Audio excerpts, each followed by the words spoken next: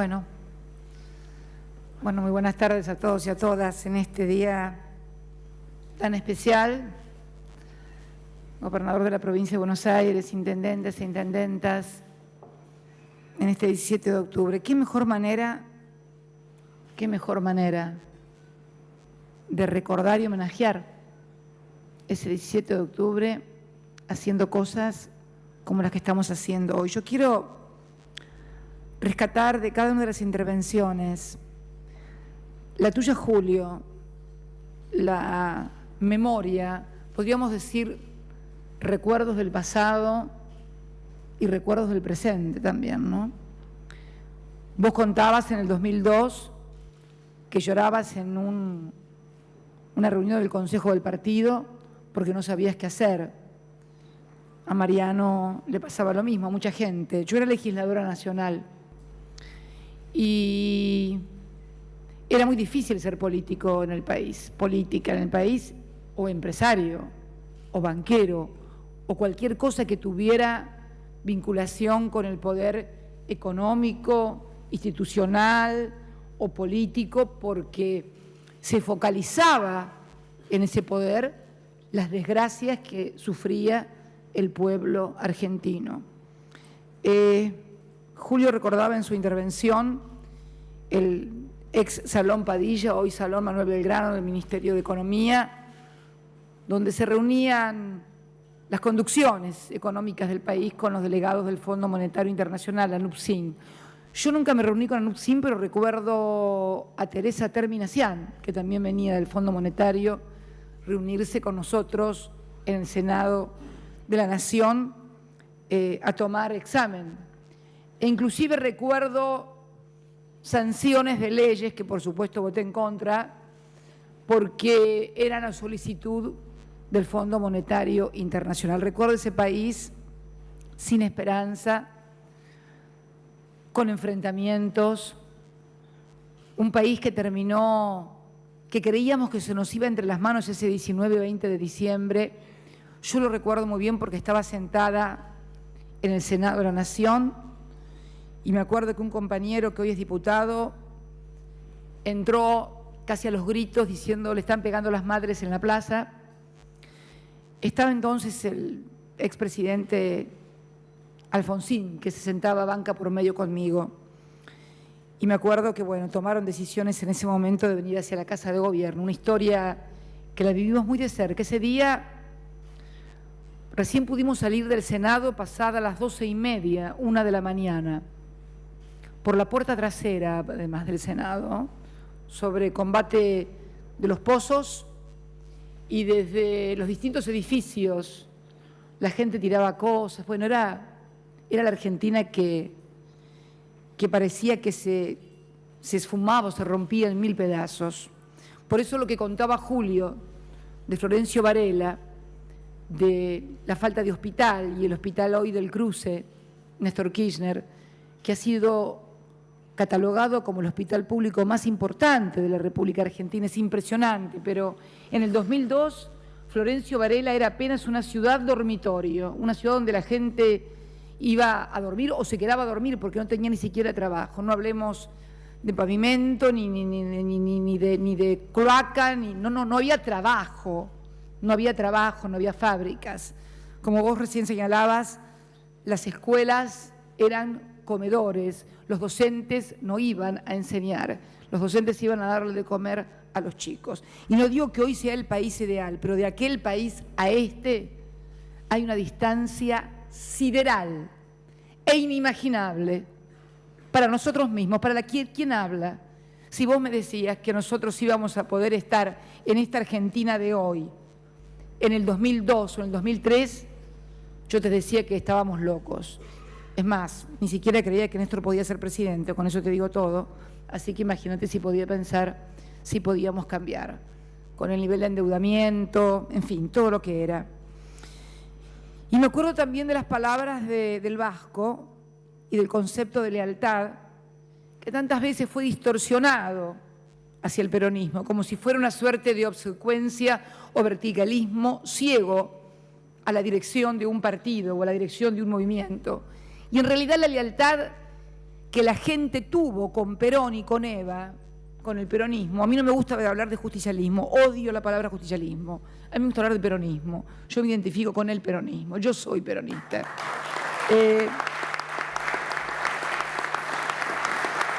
Es la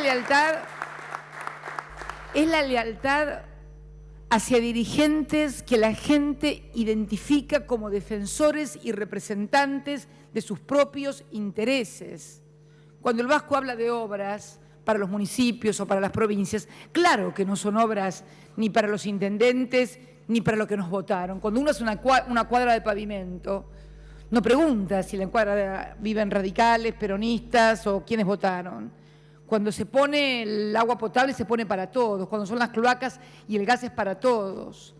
Y así las infinidades de obras de infraestructura. El concepto de lealtad está vinculado con la lealtad con los intereses del pueblo y de la patria, que es la misma cosa, y que esto es lo que nos ha diferenciado del peronismo de ciertos movimientos políticos que creían en una patria sin pueblo, u otros que hablaban de un pueblo pero no vinculado a los intereses, a las raíces profundas de nuestra historia, de nuestras tradiciones, de lo que somos y de lo que creemos. Por eso la permanencia del peronismo. Y la lealtad es fundamentalmente con eso. Y yo creo que más allá de las virtudes y errores que todos tenemos, que tuvo Néstor y que tengo yo y que tenemos cada uno de nosotros, me parece que la gente identifica a este proyecto del año 2003 con la defensa irrestricta de los intereses del pueblo.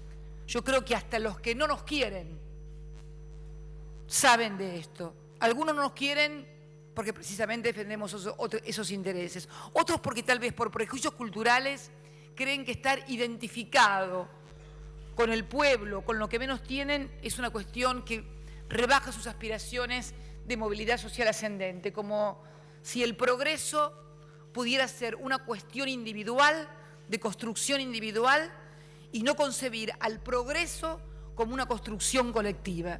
Esto también nos viene un poco de nuestra tradición de inmigrantes, ¿no? Nuestros abuelos, yo me acuerdo de mis abuelos que decían, bueno, el que no tiene nada es porque no quiere o porque no trabaja, es una cosa muy de los europeos, soy nieta de europeos, sin comprender que es cierto que hay una gran cantidad de esfuerzo personal, pero que si no, por más esfuerzo personal que vos pongas, si no hay un proyecto de país que acompañe, que genere trabajo, que genere puestos de trabajo, es imposible progresar, crecer, tener trabajo, darle de comer a nuestros hijos, permitir que los hijos de los obreros lleguemos a la universidad y además de llegar a la universidad podamos llegar a la presidencia de la República Argentina.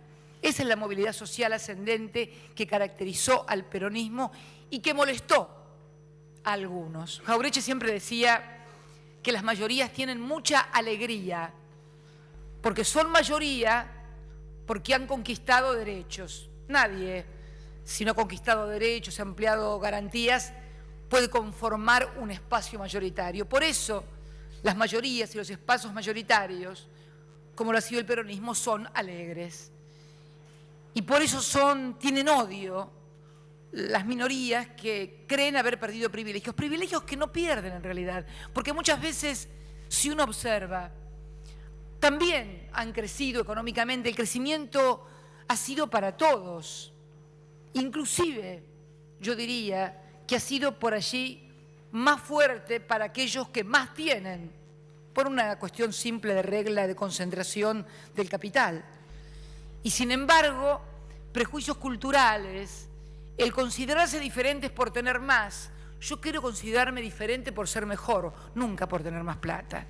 Y entonces el que el pobre pueda progresar ya es casi igual al otro y entonces esto es como una pérdida de privilegio. Son cuestiones profundas, culturales, que están arraigadas y que nosotros debemos explicar, no combatir y enojarnos y descalificar a los que piensan de esa manera, sino que tomar como una tarea militante y docente casi, explicar el por qué se pueden dar esas transformaciones. Nos pasó en la primera etapa del peronismo, el primer y segundo gobierno de Perón, donde muchos creyeron que habían podido progresar porque sí y luego se transformaron en no peronistas, por ejemplo, siendo que habían progresado a partir del peronismo. Y es por el prejuicio cultural, muchas veces, Y creo que estas cosas no nos tienen que enojar a nosotros, al contrario, la inmensa responsabilidad de todos y cada uno de comprender y tratar de desilvanar y de construir todos esos prejuicios culturales para entender que la posibilidad de realización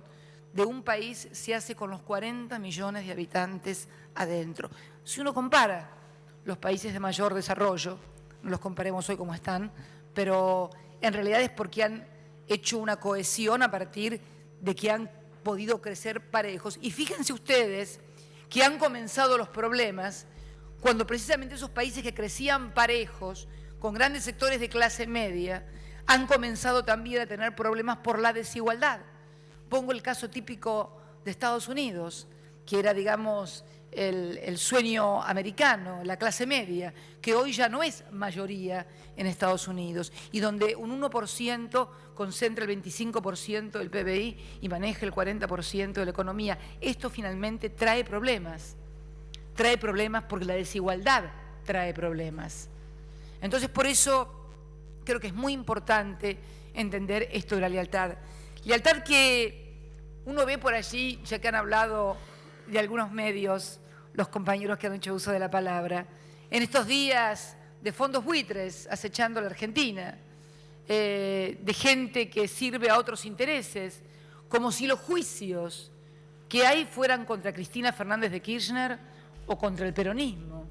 Los juicios son contra la República Argentina, son contra los 40 millones de argentinos, y lo hacen fondos que compraron por centavos dólares, que no quisieron entrar en la reestructuración de deuda y que se apoyan precisamente en inmunidades que fueron renunciadas por gobiernos anteriores. Los tratados internacionales de renuncia de inmunidad no fueron firmados por este gobierno, ni fueron aprobados por el Parlamento del año 2003 en adelante. Tampoco las deudas que estamos pagando religiosamente. Hoy pagamos Bonardíes, 200 millones de dólares, que tenía legislación argentina, el bono, pero se pagó en dólares, Entonces, cuando uno ve que realmente se ponen casi increíblemente algunos, muy pocos pero poderosos, del lado de los fondos buitres, realmente digo, más que maldad, hay irracionalidad, una profunda irracionalidad y un profundo desamor a la patria y al prójimo, fundamentalmente. Y esto yo creo que lo que la gente identifica, sí, más allá de nuestros errores, con este gobierno, la lealtad con los intereses del pueblo, irrestrictos, a una costa de ser descalificados, agraviados, pero en definitiva yo estoy absolutamente comprometida con esa historia, pero no de ahora, del 2003, porque lo hacía cuando estaba en la Cámara de Diputados, en la Cámara de Senadores, y era oposición dentro de mi propio partido por las cosas que se hacían, partido del cual nunca me fui, además, porque viste que siempre hubo en el peronismo esa cosa del peronómetro, ¿no? A ver quién era, yo me acuerdo que era muy jovencita, y entonces venía uno y me decían, yo soy peronista desde hace mucho tiempo, y claro, si yo tengo 20 años, ¿cómo? Y si vos tenés 40 o 50, tenés que ser peronista antes que yo. Claro que sí, pero me parece que el peronismo no se mide por la antigüedad. Me parece que eso está bien para un escalafón administrativo. A mí me parece que el peronismo se mide en los hechos, en las obras y en los compromisos que cada uno tiene.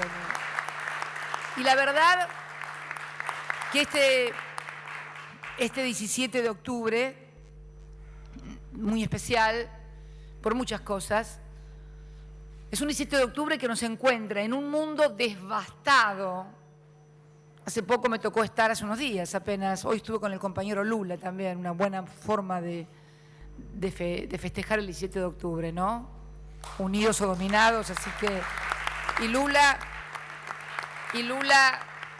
junto a Néstor fueron los artífices de terminar con esa maldición que traía la América del Sur de un presunto enfrentamiento entre los hermanos del Brasil y los hermanos de la Argentina. Ellos dos tuvieron el rol histórico de acabar con ese prejuicio, ese mito. Y los dos pertenecen, o casualidad, a partidos nacionales populares y democráticos. Y yo no creo, como dijo alguien antes, en las casualidades, sino en las causalidades. Hoy estuvimos con Lula, que realmente lo vimos muy bien de salud.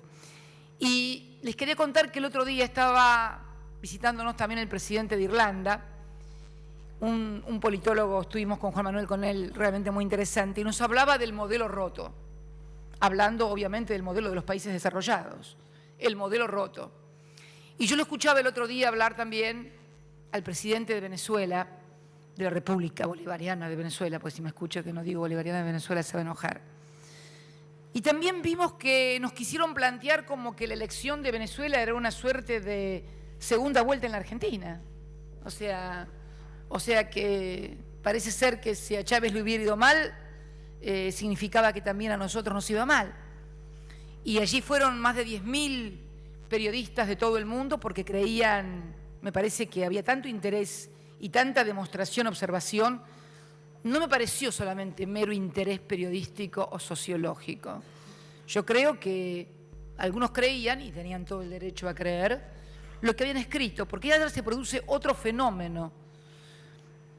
Me acuerdo una vez en el Bloque, un presidente del Bloque en ese momento, bueno, los compañeros hacían operaciones y escribían cosas en los diarios y después venían al Bloque y hacían líos sobre las cosas que habían salido en el diario que le habían hecho ellos. Entonces este compañero dice, bueno, hermano, la operación ya la hicieron, pero no vengan a hacerme dentro del bloque la interna, si ya sé quién escribió esto. Bueno, yo creo que pasa un fenómeno parecido a lo que nos pasa. Vos te acordás, Mariano, ¿no?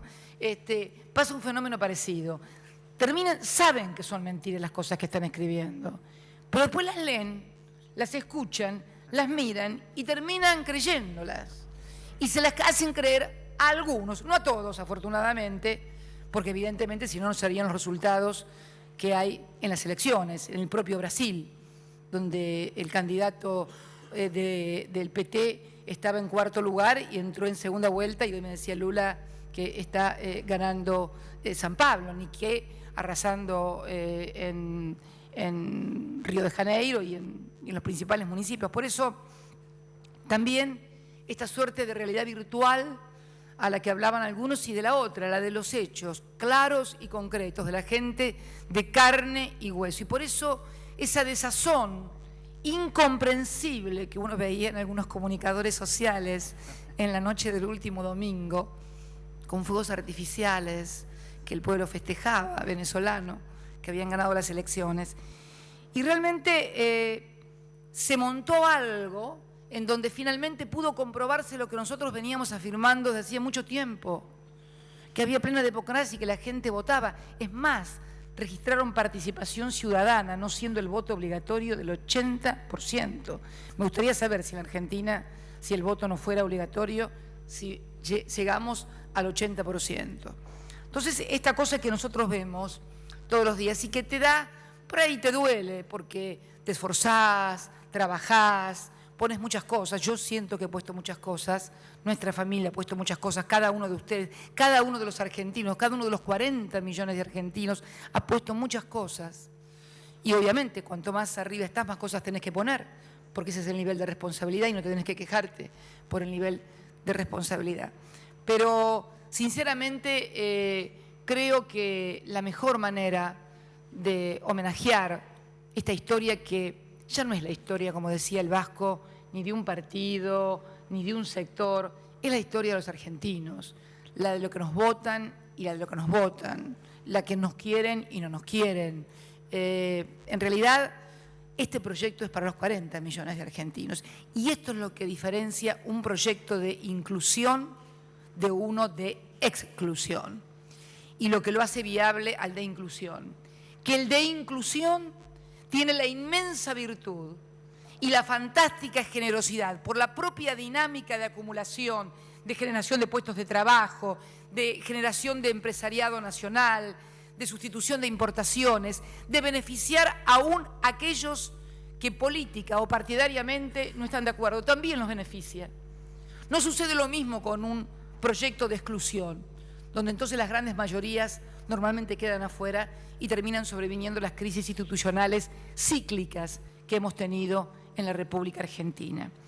Yo creo que el gran desafío que tenemos los argentinos, los 40 millones, pero especialmente su dirigencia política partidaria, la que es oficialista y la que es opositora, es la de lograr un nivel de institucionalización de los derechos, garantías alcanzados, del desarrollo productivo alcanzado.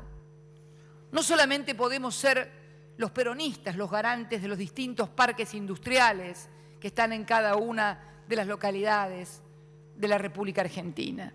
No solamente tenemos que ser los peronistas los garantes de que se siga haciendo obras de infraestructura. No solamente tenemos que ser los peronistas los garantes de que no se vuelva a escuchar los cantos de sirenas permanentes de los que quieren volver a endeudarnos y nos dicen, ay, no tenemos acceso al mercado de capitales, adiós, gracias. Que si hubiéramos tenido acceso al mercado de capitales, seguramente nuestro sistema financiero estaría con un grado de activos tóxicos que no estaríamos como estamos hoy. Adiós, gracias, que podemos hoy tener un proceso de sustitución de importaciones que nos permite generar puestos de trabajo. Pero esto tiene que ser el piso. Esto que hemos logrado no es el techo, es el piso. Y este piso tienen que hacerse garantes no solamente los peronistas, sino todos los partidos nacionales, populares y democráticos de la República Argentina. Este es el grado y la demanda que tenemos que tener, que se institucionalice para que no dependa de una persona o de un sector, de modo tal que esto que hemos logrado, de que nuestros hijos vayan al colegio a estudiar, de esto que hemos logrado de que el 6.47 del PBI se destine a educación, de esto que hemos logrado de que tenemos al 96% de los hombres y mujeres en edad de jubilarse cubiertos por un sistema previsional que les llega, de esta asignación universal por hijo que algunos creen, yo escucho todavía, pensar que son programas para vagos, que son programas cuando Naciones Unidas lo ha calificado como el programa de inclusión más importante, 1.2 del PBI. Que esta asignación universal por hijo, que yo quiero que el día de mañana sea todas asignaciones familiares porque significaría que han concedido trabajo registrado, porque también sabemos que estas asignaciones universales por hijo ayudan a los que no tienen trabajo registrado, a los que todavía no han sido declarados por sus patrones, a complementar un salario digno para llegar a fin de mes. Yo recibo muchísimas cartas de mujeres y de hombres que me dicen esto, fundamentalmente mujeres. Fundamentalmente mujeres. Los hombres son más vergonzosos de reconocer algunas cosas. Y ustedes deben acordarse de las épocas de misiadura, donde las que hacían las colas cuando no había trabajo eran las mujeres, porque a los hombres les da vergüenza, porque el hombre ha sido creado y el hombre ha sido culturalizado como el sostén de la casa. Es parte de la hombría sostener la olla, parar la olla. Y cuando los hombres quedaban sin trabajo, se destruían inclusive los hogares. Porque también el hecho del fenómeno de muchísimas jefas de hogar es producto también de esas décadas perdidas. Si yo tuviera que definir estos casi 10 años, 9 años y algo, podría definirlo como la década ganada. Esta fue una década ganada por los argentinos, como fueron décadas perdidas las anteriores, en endeudamiento, en empobrecimiento, deudas que todos las conocíamos cuando Néstor llegó con apenas un 22% de votos. Yo no me voy a olvidar nunca porque cada vez que voy allá donde hay una partecita de él muy chiquitita, en la parte de arriba hay fotos y comienzan las fotos de él cuando está joven y la segunda foto es la foto de cuando él es presidente y está cuando le pegan, casi con una metáfora, le pegan con una cámara. No quiero decir nada con esto, pero casi una metáfora, ¿no? Y tiene una herida cortante, profunda. Él entró herido a la Casa de Gobierno, no solo herido por esa cámara que le había partido la frente, sino entró herido porque entró con el 22% de los votos nada más. entró deslegitimado. Y el tipo, a fuerza de coraje y de política, y a fuerza de gobernar y gobernar, y digo tipo con orgullo porque era mi tipo,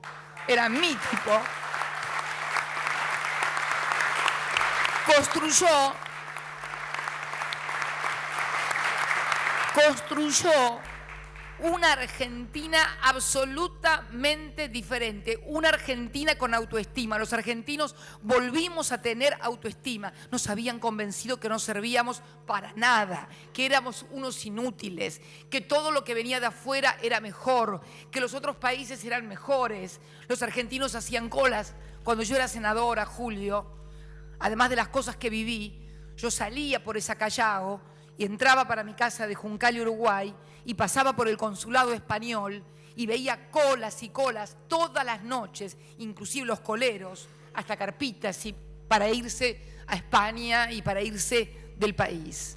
Yo recuerdo esa Argentina. ¿Cómo no valorar esta Argentina de hoy? Y bueno, vamos siempre a encontrar críticos, y bueno, y es buena la crítica también. ¿Sabes por qué? Porque la crítica nos esfuerza a ser mejor, a tener más fuerza. Yo cada vez que... Algunos creen por ahí que cuando me pegan me desmoralizan, no saben. Cuanto más me pegan,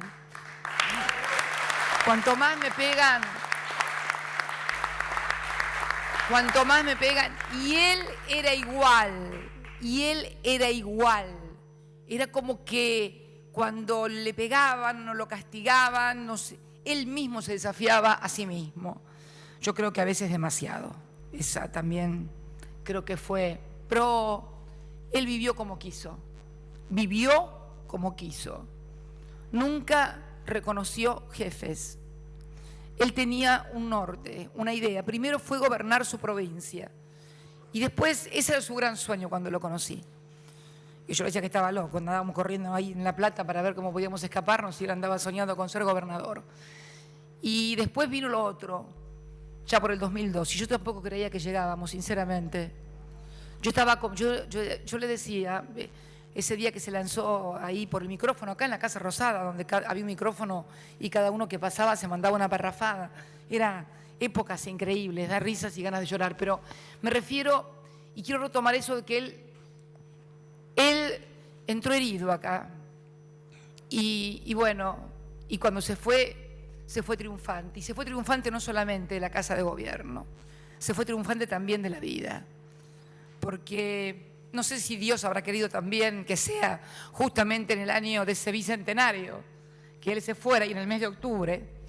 Y me acuerdo su alegría cuando vio ese pueblo que desbordó Buenos Aires festejando los 200 años y nos dio a todos los argentinos, a los dirigentes fundamentalmente, una gran lección de que el pueblo no come vidrio, de que el pueblo sabe, entiende, comprende.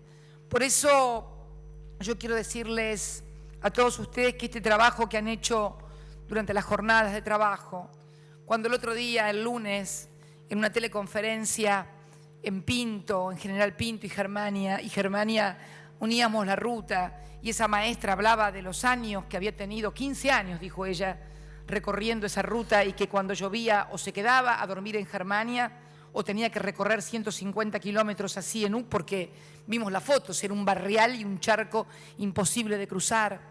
O ese trabajador municipal que con vos, Jorge Ferraresi, de 62 años, tenía 62 años, 41 años alquilando una casa. Tenía su casa, Carlos creo, que se llamaba, y María Magdalena, su esposa, si mal no recuerdo. Ese magnífico centro cultural increíble que Paco y Celso pudieron hacer en Mendoza, con 71 palos de la soja y 45 de regalías, y que revela que cuando administrás bien lo que tenés y gestionás, las cosas se pueden hacer en la República Argentina. Entonces, digo, esa es la Argentina de los hechos. Esa es la Argentina de los millones de seres silenciosos y anónimos que conforman la Argentina. Esa Argentina que Scalabrini Ortiz describió el 17 de octubre, ya que estamos hablando del 17 de octubre del 45, como la patria sublevada, el suelo sublevado. Él habló del suelo sublevado de la patria. Y yo creo que lo que dijo también, para terminar, esa frase que nos gustaba a los jóvenes decir, y esto también es la transformación que hemos tenido desde el propio peronismo, ¿no? Y que hemos sido capaces de realizar. Esa frase flamígera de Evita, que la patria dejará de ser colonia o la bandera flameará sobre sus ruinas. Yo cada vez que la veo a Eva diciendo esas cosas es francamente conmovedora. Tuvimos la inmensa suerte, y esta es la inmensa suerte que tenemos los que estamos aquí y todos los que de alguna manera se identifican con nosotros, con el peronismo, que pudimos, como dijiste vos, dejar de ser colonia y que la bandera flameara sobre escuelas, sobre fábricas, sobre rutas, sobre hospitales, sobre chicos que tienen su computadora, sobre universidades en el conurbano bonaerense y con los mayores presupuestos en educación. Es una inmensa suerte que no tuvo nuestra generación. Por eso creo que debemos sentirnos alegres y contentos, porque falta mucho, este es el piso, pero hemos logrado tener autonomía, hemos logrado, hoy cuando leía que España tuvo que retroceder y volver a permitir el ingreso del biodiesel argentino, y que algún diario dijo que el gobierno español lo hizo, no señores, fue gestión del gobierno ante la OMC, porque sabían que perdían el juicio y por eso tuvieron que levantar la prohibición. Y eso es representar los intereses de los argentinos. Y convengamos,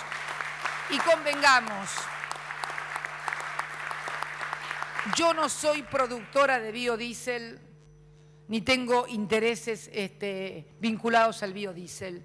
Sin embargo, peleo por cada uno de los intereses de los argentinos que son agredidos injustamente por políticas de restricción, por políticas que quieren trasladarnos sus problemas hacia nosotros. Vamos a defender cada uno de esos argentinos, aún aquellos que tuvieron grandes diferencias con nosotros. A mí me ha tocado en el G20 defender que los commodities no tuvieran topes como querían ponerles y como van a intentar, les aclaro, ponerlos si se agrava la crisis en los países desarrollados, porque se puede prescindir o puede bajar el precio del petróleo, pero el precio de los alimentos es diferente, porque alguien puede no subirse al auto, puede necesitar menos petróleo porque la actividad económica decayó, pero necesita comer todos los días. Y una vez que la gente se acostumbra a comer y adquiere esa sana costumbre, lo sabemos del peronismo,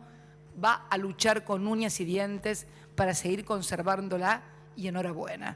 Así que con todo este espíritu de construcción, espíritu de unidad nacional, espíritu de construcción colectiva, espíritu de saber que necesitamos el esfuerzo de los 40 millones de argentinos, espíritu de saber que nosotros solos no podemos, porque ya tuvimos la experiencia histórica durante los gobiernos de Perón, tanto el primero y el segundo como el tercero, que necesitamos de la confluencia de los distintos sectores y de la comprensión de los distintos sectores. Hoy tenemos un mundo diferente, una Argentina diferente y una América del Sur también diferente, que salta cuando cada país es atacado en su democracia o en sus instituciones, y que hoy estamos mucho más férreamente unidos. El Mercosur, la UNASUR, en la que muy pocos apostaban, en la que muy pocos creían y en la que trabajamos día a día, tiene que ser la plataforma para seguir creciendo,